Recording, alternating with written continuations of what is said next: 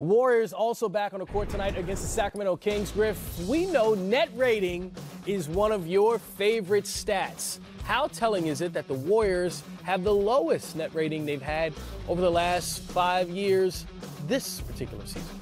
I don't think terribly so, because if you would have spotted someone at this time in the year, the injury situation they would have dealt with, the inability they had to get Draymond and Steph on the court together, I think you would have had to assume that it wouldn't look very good.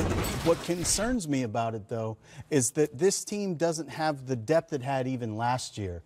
So they're going to have to continue to get incredible production from the starters and hope that somebody steps to the fore on the bench. That team is really missing, and I think one of the reasons the net ratings suffer so much, they are really missing the vertical spacing element of Damian Jones and or JaVale McGee. And in the absence of those guys, they need to find it, because it's really difficult for their offense to flow as smoothly if you don't have to honor the dive. You know salaries better than me. How much did the Lakers pay JaVale McGee? It's a great question. I don't know the answer. It wasn't a high salary, right? It was right? not a lot. Sometimes you never miss a good thing until it's gone. I think JaVale McGee was taken for granted to a certain degree.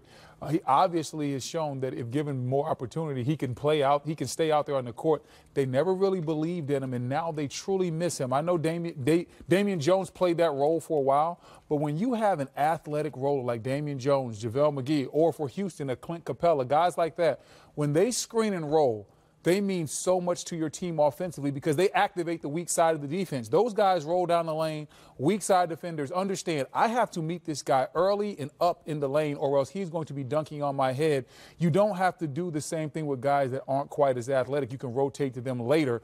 But when those guys have to rotate up the lane, what that does is it creates those passes to the corner. It creates guys cutting back door for lobs. It creates a lot of ball movement on the weak side, and you miss that when guys like JaVale McGee and Damian Williams are not on this team. Throwing the fact that Draymond Green, when he's struggling shooting the ball this year, it really means they're struggling at the 5 spot. So you're saying minimum for JaVale McGee was money well spent? That's what he makes, $1.5 million. Wow. Yeah, that's crazy. Basically, they didn't realize they had a good thing. And JaVale McGee is, I'm not going to say he has a lot of haters, but JaVale McGee has been miscast, and a lot of people think that he isn't intelligent or he isn't this and he isn't that. He's been cast a certain way. I played with him. He's very intelligent. He's a hard worker. He's a good rim runner, and now he's gotten great coaching, and he does what he does well.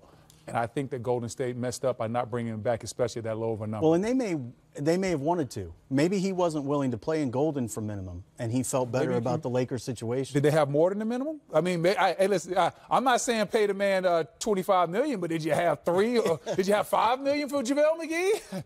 He was a major part of your championship team. They didn't even match Patrick McCaw now.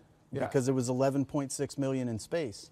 I will say this, going back to JaVale, in the NBA Finals, he had some very impactful minutes on the defensive end when he would switch the screen and roll. He was sliding his feet very well with LeBron James. Well, we know that Golden State, it's defensively that they've struggled a little bit more this year as opposed to offensively. The Kings and Warriors, both in the top 5 in scoring and pace this season, on average combining to score over 230 points a game.